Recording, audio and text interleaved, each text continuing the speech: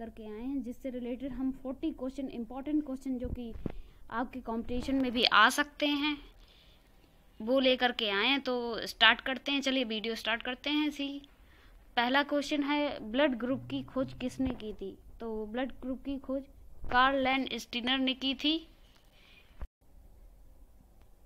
Second question है, blood की उत्पत्ति यानी ओरिजिन भ्रूण की कौन सी लेयर से होती है, परत से होती है?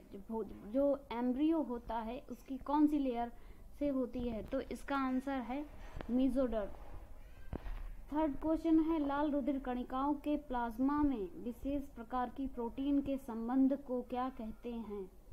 तो जो रेड ब्लड कार्पसेल्स के जो प्लाज्मा में है, जो विशेष प्रकार की जो प्रोटीन्स पाई जाती है, इस संबंध को एंटीजन कहते हैं। इसका आंसर है एंटीजन। फोर्थ क्वेश्चन है, ब्लड में उपस्थित प्रोटीन को क्या कहते हैं? तो ब्लड में जो उपस्थित प्रोटीन्स होती हैं उनको प्रतिरक्षी कहते हैं। अभी हमने ऊपर बताया, उनसे प्रोटीन से जो संबंध रखते हैं वो प्रतिजन होते हैं, एंटीजन होते हैं, और जो ब्लड में जो प्रोटीन होता है वो एंटीबॉडीज होते हैं। फिफ्थ क्वेश्चन है, ब्लड में प्रतिजन यानी एंटीजन कितने प्रकार के होते हैं? तो ब्लड में प्रतिजन 2 प्रकार के होते हैं, capital A and capital B. Sixth question है, ब्लड में प्रतिरक्षी कितने प्रकार के होते हैं, यानी ब्लड में एंटीबॉडीज कितने टाइप के होते हैं? तो आंसर इसका 2 प्रकार के होते हैं, small a and small b. Seventh question है, लैंडस्टीनर यानी कार्ल लैंडस्टीनर ने प्रतिजनों की उपस्थिति के कारण ब्लड के कितने प्रकार बताए? यानी कि जो वैज्ञानिक कार्ल लैंडस्टीनर जिन्होंने रुधिर की खोज की थी, मतलब ब्लड ग्रुप का पता लगाया था, उन्होंने एंटीजन की प्रेजेंस के कारण ब्लड में कितने प्रकार के बताए? तो उन्होंने 4 प्रकार बताए एंटीजन्स के। तो 8th क्वेश्चन है, लैंडस्टीनर ने एंटीजन की उपस्थिति के कारण रुधिर को 4 प्रकार जो कंबाइंड रूप से क्या नाम दिया? जो 4 प्रकार उन्होंने जो दिए थे उनको कंबाइंड रूप से नाम दिया था रुधिर वर्ग यानी ब्लड ग्रुप, यानी रुधिर वर्ग नाम देने वाले वैज्ञानिक कार्ल लैंडस्टीनर थे। सो फ्रेंड्स, हम आपको इस जो टेबल शो हो रही है इसके थ्रू हम आपको समझाएंगे कि कौन से ब्लड ग्रुप सर्वग्राही होता है और कौन सा सर्वदाता। तो जो रुधिर वर्ग ए इन्होंने बताया, उसका जो एंटीजन होता है यानी प्रतिजन होता है वो कैपिटल ए, अभी हमने आपको बताया था, और जो उसका एंटीबॉडी होता है स्मॉल बी होता है। और रुधिर वर्ग बी, इसका एंटीजन कैपिटल बी होता है और एंटीबॉडीज स्मॉल ए होती है। जो रुधिर वर्ग ए बी होता है उसमें एंटीजन ए बी दोनों टाइप के पाए जाते हैं तथा इसमें कोई भी एंटीबॉडीज नहीं पाई जाती है, इसीलिए इसको सर्वग्राही कहते हैं। यानी ये सब ए बी ग्रुप और तथा ए बी ग्रुप ओ वालों से सभी से ले सकता है, क्योंकि इसमें एंटीबॉडीज नहीं होते हैं। और जो ये ओ ग्रुप है उसमें कोई भी प्रतिजन यानी एंटीजन नहीं होता है तथा इसमें एंटीबॉडीज ए तथा बी दोनों प्रकार के होते हैं। और 9 क्वेश्चन है, रक्त संचरण में कौन सा ब्लड ग्रुप सर्वग्राही है? यानी जो ब्लड सर्कुलेशन है उसमें ब्लड ग्रुप कौन सा सर्वग्राही है? तो सर्वग्राही जो हमने आपको ऊपर अभी बताया कि उसमें ए बी में कोई भी, ये देखिए, कोई भी एंटीबॉडीज नहीं होती हैं, इसलिए इसे सर्वग्राही कहते हैं। ये सभी से ब्लड ले सकता है। तो फ्रेंड्स, ए बी जो ब्लड ग्रुप होता है वो सर्वग्राही होता है तथा ओ ब्लड ग्रुप जो होता है वो सर्वदाता होता है और सबसे रेयर होता है। ये बहुत ही मुश्किल से मिलता है। तो क्वेश्चन नंबर 10 है, हीमोग्लोबिन किस क्रिया में भाग लेता है?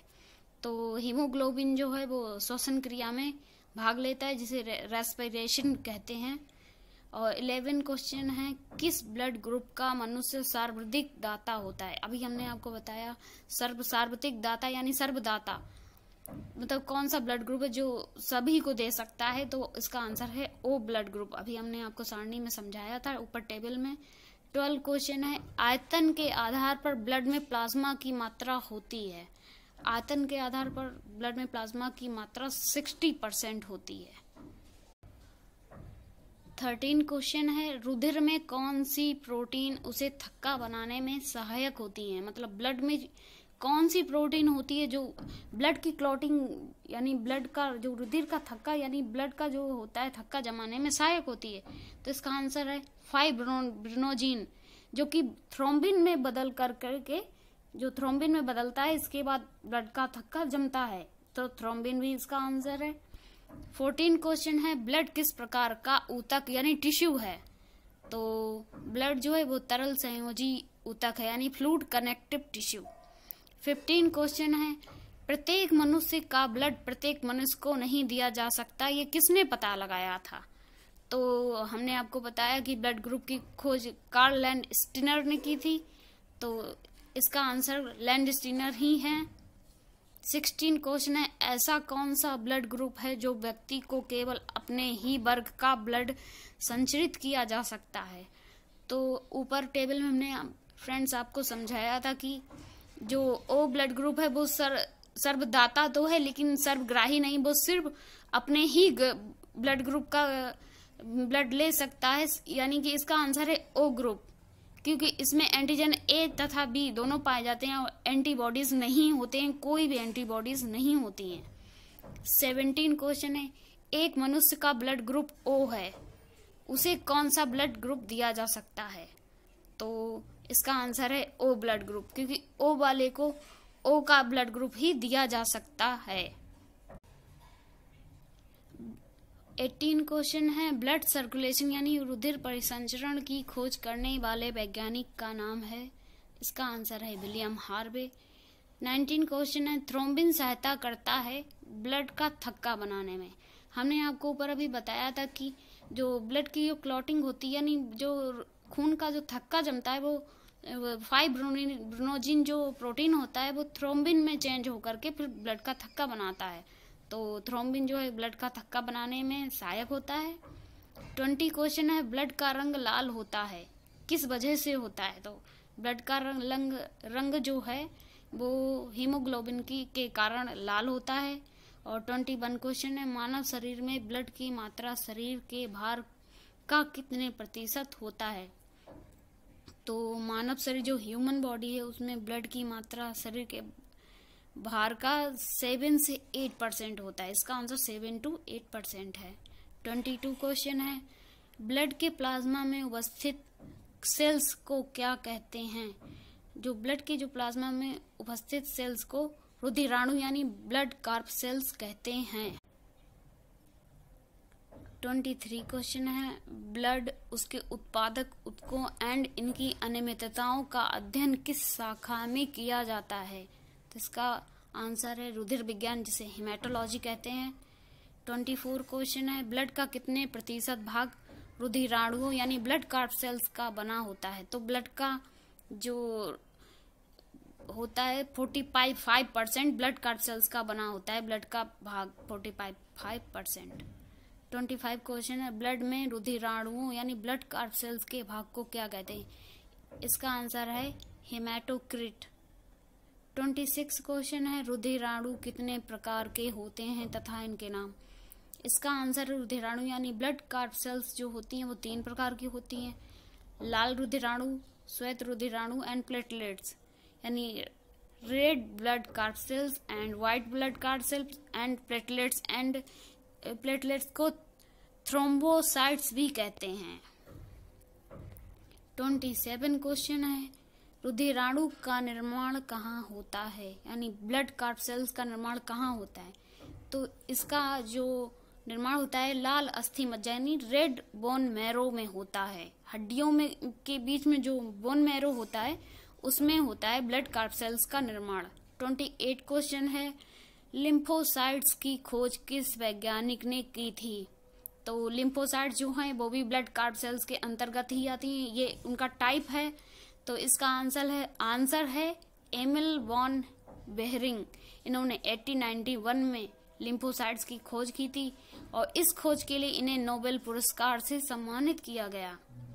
29 क्वेश्चन है, लाल रुधिराणुओं का जीवन काल कितना होता है, यानी जो रेड ब्लड कार्प सेल्स होती हैं उनकी लाइफ स्पैन कितनी होती है। आंसर है औसतन 120 डेज।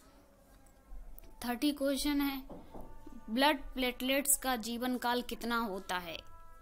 तो इसका आंसर है 1 से 8 से 10 दिन इनका जीवन काल। 31 क्वेश्चन है, वयस्क व्यक्ति के शरीर में प्रति 100 ml ब्लड में हीमोग्लोबिन की मात्रा होती है, यानी एक एडल्ट ह्यूमन में की बॉडी में जो है 100 ml ब्लड में हीमोग्लोबिन की मात्रा कितनी होती है? इसका आंसर है 15 ग्राम। 32 क्वेश्चन है, मनुष्य में हीमोग्लोबिन जो पिगमेंट कहाँ होती है? तो जो मनुष्य में हीमोग्लोबिन की जो पिगमेंट होती है वो श्वेत रुधिराणुओं में यानी WBCs यानी व्हाइट ब्लड कार्पसेल्स में होती है। 33 क्वेश्चन है, श्वेत रुधिराणुओं यानी कि व्हाइट ब्लड कार्पसेल्स का केंद्रक यानी न्यूक्लियस होता है, वृत्ताकार होता है, इसका आंसर है। 34 क्वेश्चन है, रुधिर यानी ब्लड किसका सर्कुलेशन करता है यानी संचरण किसका करता है? तो इसका आंसर श्वसन गैसों, पोषक पदार्थों तथा अपजात पदार्थों का ये संचरण करता है ब्लड। 35 क्वेश्चन है, मानव में लाल रुधिराणु होते हैं, किस टाइप के होते हैं? आरबीसी यानी रेड ब्लड कार्पसेल्स किस तरह की होती हैं? इसका आंसर है उभयतल, तस्त्रीनुमा, केंद्रक विहीन ये होती हैं। 36 क्वेश्चन है, श्वेत रुधिराणु यानी WBCs किसके द्वारा विभाजित होती हैं? जो यानी व्हाइट ब्लड कार्पसेल्स हैं किसके द्वारा डिवाइड होती हैं? तो आंसर है सूत्री विभाजन यानी माइटोसिस द्वारा ये विभाजित होती हैं। 37 क्वेश्चन है, मानव में लाल रुधिराणुओं में क्या नहीं होता है? जो मानव में जो रेड ब्लड कार्पसेल्स में जो होती है उसमें क्या नहीं होता है? तो हमने आपको बताया ये केंद्रक विहीन होती है, इनमें न्यूक्लियस नहीं होता, केंद्रक नहीं होता है। 38 है, हीमोग्लोबिन होता है श्वसन रंगा यानी रेस्पायरेशन का पिगमेंट होता है, रेस्पायरेटरी पिगमेंट होता है। जैसे ये हीमोग्लोबिन हमारे हार्ट में जब पहुंचता है ब्लड के थ्रू तो ये ऑक्सी हीमोग्लोबिन में चेंज हो जाता है, इसीलिए इसे श्वसन रंगा कहते हैं। और ऑक्सी हीमोग्लोबिन में चेंज होने के बाद इसका कलर रेड हो जाता है। 39 क्वेश्चन है, मानव के ब्लड का पीएच मान होता है? तो मानव के ब्लड का पीएच मान होता है, इसका आंसर है 7.4। 40 क्वेश्चन है, रुधिर जावन यानी क्लॉटिंग ऑफ ब्लड के लिए आवश्यक कैटायंस होते हैं, यानी जो ब्लड की जो क्लॉटिंग होती है उसके लिए आवश्यक कैटायंस कौन से होते हैं? तो Ca++, ये 2+ लिखा है तो फ्रेंड्स आपको बता दें इसे हम ऐसे भी लिख सकते हैं, इस टाइप से $+, ये इस टाइप से भी ये हो सकता है। तो फ्रेंड्स आपको वीडियो कैसा लगा प्लीज़ हमें कमेंट करके बताएं। हमारे चैनल नॉलेज गुरुजी को प्लीज़ सब्सक्राइब करें, बेल आइकन को प्रेस करना ना भूलें जिससे आपको मेरी न्यू वीडियो की अपडेट्स मिल जाएंगी। प्लीज़ जैसे आपने पिछली बार सपोर्ट किया प्लीज़ उसी प्रकार भी मुझे सपोर्ट करें। आपको वीडियो कैसा लगा कमेंट द्वारा ज़रूर बताएं, शेयर करें, लाइक करें, प्लीज़ कमेंट ज़रूर करें। देखने के लिए thank you very much, thank you so much.